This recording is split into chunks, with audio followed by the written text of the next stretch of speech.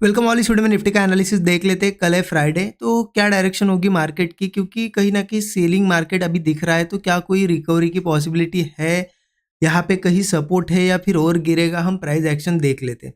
लेकिन उससे पहले देखते हैं कि ये जो थर्सडे का दिन था, सेंसेक्स की एक्सपायरी थी, तो इस दिन के लिए हमने क्या एनालिसिस किया था, कहाँ पे ट्रेड्स प्लान हुए आज के दिन, क्योंकि एक्सपेक्टेशन के हिसाब से मूव तो आया है। देखिए मार्केट की क्लोजिंग यहाँ थी, मैं सेंसेक्स का चार्ट दिखा रहा हूँ आपको, हमने निफ्टी भी देखा था, सेंसेक्स भी देखा था, लेकिन मैंने आपको बताया था कि एक्सपायरी है तो सेंसेक्स में ट्रेड करेंगे।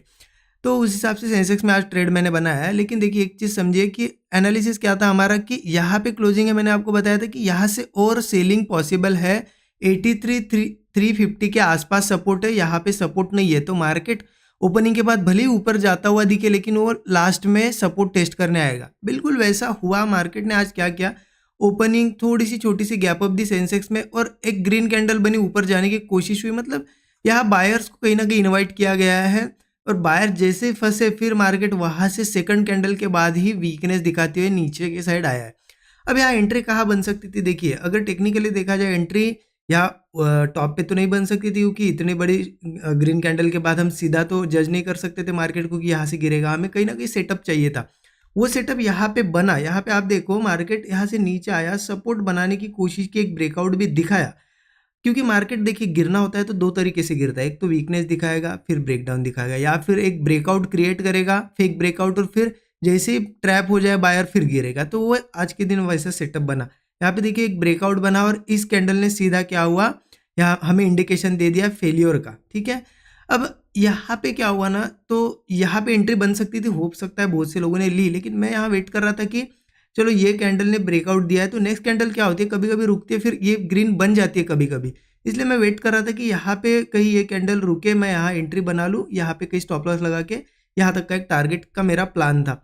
अदरवाइज यहाँ एक दो कैंडल रुकती भी और फिर ब्रेकडाउन देता तो भी अच्छा था, मैं उस चीज़ का वेट कर रहा था। लेकिन मार्केट ने क्या किया, देखिए ये कैंडल सीधे सीधे रेड कैंडल बनाई, यहाँ पे भी ब्रेकआउट दिखाया। अब यहाँ मैं एंट्री करता तो मुझे स्टॉप लॉस एक तो यहाँ पे या फिर नहीं कुछ तो यहाँ पे तो लगाना पड़ता इस कैंडल के ऊपर, और टारगेट भी उतना ही मिलता यहाँ से। ठीक है, तो वो रिस्क रिवॉर्ड 1:1 भी नहीं मिल रहा था सही से, तो यहाँ पे मैंने कर दिया अवॉइड ट्रेड। ठीक है, अदरवाइज अगर ट्रेड बना अच्छा तो यहाँ लिया होगा जिन्होंने, मतलब ब्रेकडाउन जैसे ब्रेकआउट फेल हुआ और सेकंड कैंडल पे ट्राई किया होगा तो कुछ अच्छा प्रॉफिट बना होगा, जो कि मैं नहीं ले पाया। यहाँ मैं वेट कर रहा था। अब फिर यहाँ पे देखिए उसके बाद क्या हुआ, अब मैंने कहा ट्रेड बनाया, फिर वो तो पहला ट्रेड तो छूट गया। अब यहाँ देखिए बार बार मार्केट सपोर्ट बना रहा था, लेकिन मैं यहाँ बाई नहीं कर पा रहा था, क्योंकि निफ्टी ने सपोर्ट टेस्ट कर लिया था। लेकिन सेंसेक्स है ना, सपोर्ट देखिए यहाँ पे ये सपोर्ट लेवल है 350 का, ये जो है 83,350 का लेवल है, मार्केट टेस्ट नहीं किया था। आप देखो यहाँ पे, तो जब तक सपोर्ट टेस्ट नहीं होता है ना, तब तक पॉसिबिलिटी रहती है कि वो फिर से आए सपोर्ट पे, इसलिए मैं यहाँ बाइंग नहीं कर पाया। और यहाँ मैंने सेलिंग एक ट्राई की। देखिए जो मेरा फर्स्ट आज का ट्रेड था, कहाँ ट्राई हुआ, यहाँ पे देखिए ये सपोर्ट बना, ये सपोर्ट बना। जब मार्केट यहाँ ऊपर नहीं जा पाया हाई के पास, जब नीचे आ रहा था, तो यहाँ मैंने ट्राई किया, मुझे ब्रेकडाउन दिखा, यहाँ से मैंने ब्रेकडाउन पे ट्राई किया, लेकिन फटाक से मैंने एंट्री लेती, क्या हुआ, नीचे आया, थोड़ा सा प्रॉफिट दिखा, लेकिन रिजेक्शन आया और यहाँ रुकने लगा मार्केट। तो मुझे समझ में आया कि कहीं ना कहीं मार्केट अब यहाँ पे थोड़ा बाइंग दिखा सकता है। तो मैं, ये जो ग्रीन कैंडल है ना, ये बन ही रही थी, जस्ट यहाँ पे ही निकला, मतलब एकदम स्मॉल लॉस पे निकल गया मैं।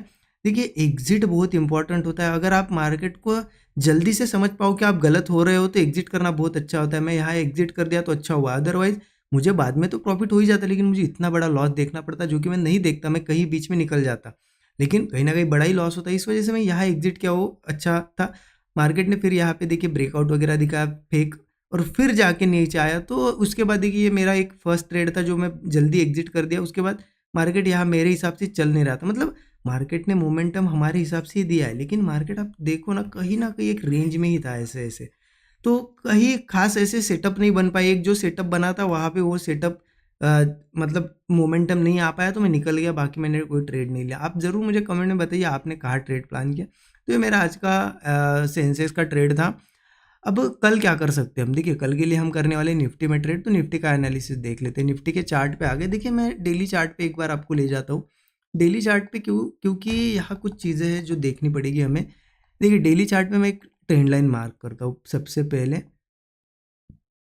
ये ट्रेंड लाइन मार्क कर दी, इसको कर देता हूँ डार्क। अब एक चीज़ समझे, बहुत मार्केट क्लियर था हमारे लिए। मार्केट क्लियर कब था, यहाँ कंसोलिडेशन हुआ, यहाँ एक बार ब्रेकआउट की ट्राई हुई थी, लेकिन यहाँ ब्रेकआउट हुआ फाइनली। ब्रेकआउट पे यहाँ पे पोजीशंस भी बनाई थी, प्रॉफिट भी दिखा था अच्छा, हमने ऑल टाइम हाई के टारगेट वगैरह रखे थे, लेकिन 26,000 के पास से नीचे आ रहा है। अब देखिए इतना नीचे आना नहीं चाहिए था मार्केट, यहाँ कहीं से कहीं ऊपर जाना चाहिए था अगर कंटिन्यू करना है। इतना नीचे आ रहा है, अब लोग सोच रहे हैं कि चलो टेस्टिंग के लिए आएगा, क्योंकि कोई भी ब्रेकआउट होता है तो रीटेस्ट होता है, रीटेस्ट क्या लिए आएगा ये सोच रहे हैं। तो मुझे नहीं लगता कि इतना ईजी अब ट्रेड देगा कि रीटेस्ट के लिए आएगा फिर यहाँ से ऊपर जाएगा। रीटेस्ट के लिए आना होता तो यहाँ ब्रेकआउट के बाद यहीं से कहीं कर लेता, रीटेस्ट चला जाता, तो कहीं ना कहीं वीकनेस है मार्केट में। अब कल क्या हो सकता है देखिए, उसके लिए अब ध्यान से समझिए, कल का मार्केट कन्फ्यूजिंग होने वाला है। मैं आपको अभी एक्सप्लेन करता हूँ कि क्यों कन्फ्यूजिंग होने वाला है। क्योंकि देखिए जैसा कि मार्केट ने इतने अच्छे मोमेंटम के बाद रिट्रेसमेंट जो दिखाई है, अब यहाँ डबल टॉप का ब्रेकडाउन पे बहुत सी पोजीशन बनी है, उनको मार्केट मुझे नहीं लगता इतने आसानी से प्रॉफिट देगा और यहाँ तक आएगा और फिर यहाँ से क्योंकि देखिए कंटिन्यू गिरते आ रहा है तो एक बाउंस बैक एक्सपेक्टेड है मार्केट में। मतलब एक बाउंस छोटा सा, ऐसा नहीं कि बहुत बड़ा बाउंस, कि एक छोटा एक दो कैंडल का 1-2 दिन का बाउंस बैक, फिर अगेन कंटिन्यू भी कर सकता है या फिर रिकवर भी कर सकता है। तो बाउंस कहाँ से आते हैं? बाउंस आते हैं सपोर्ट से। मुझे नहीं लगता इतने नीचे जाके वो सपोर्ट लेगा, यहाँ से ले सकता है। एक जो लेवल थी हमारी 25,530, वो जो है ब्रेक हो चुकी, उसके नीचे मार्केट आया है अभी। तो नेक्स्ट अगला सपोर्ट है फिर 25,430। लेकिन मुझे लगता है एक तो मार्केट कल इस सपोर्ट को टेस्ट कर लेगा, या फिर ये पॉसिबिलिटी है कल के दिन यहाँ कहीं ओपन होके 530 के ऊपर ही क्लोज करेगा एक ग्रीन कैंडल बना के। मतलब होगा क्या, हमें डेली चार्ट तो दिख रहा है नीचे आया हुआ, लेकिन वीकली जो कैंडल होगी वो सपोर्ट के ऊपर ही क्लोज होगी। तो हो सकता है नेक्स्ट वीक कुछ ना कुछ थोड़ा बाउंस वाली एक्टिविटी यहाँ दिखा दे। तो कल एक चीज़ आप समझ गए कि पॉसिबिलिटी दोनों है, 430 तक भी जा सकता है या फिर एक ग्रीन कैंडल बना के 530 के ऊपर क्लोजिंग भी दे सकता है वीकली कैंडल क्लोज करने के लिए। तो कल का मार्केट मेरे हिसाब से तो मेरे लिए कन्फ्यूजन वाला है, मुझे कोई क्लियर डायरेक्शन नहीं दिख रही। और 1-2 दिन बाकी होते तो मैं क्लियर सेलिंग करता, क्योंकि मुझे पता है कि वो 430 तक आएगा ही। लेकिन कल फ्राइडे का दिन है तो वो ऊपर क्लोजिंग देने की कोशिश कर सकता है इस वीकली कैंडल बनाने की।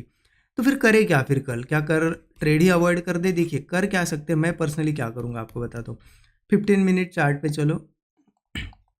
देखिए सिंपल सा मेरा एक व्यू है कल के लिए कि सपोर्ट यहाँ पे 25,530 के पास, राइट, और एक सपोर्ट है यहाँ पे 25,430 के पास।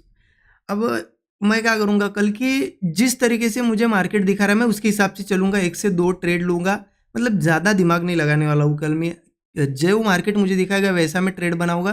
क्वांटिटी थोड़ी स्मॉल रखूँगा, कन्फ्यूजन है इसलिए, और एसएल भी मेरे थोड़े से स्मॉल रहेंगे, ठीक है।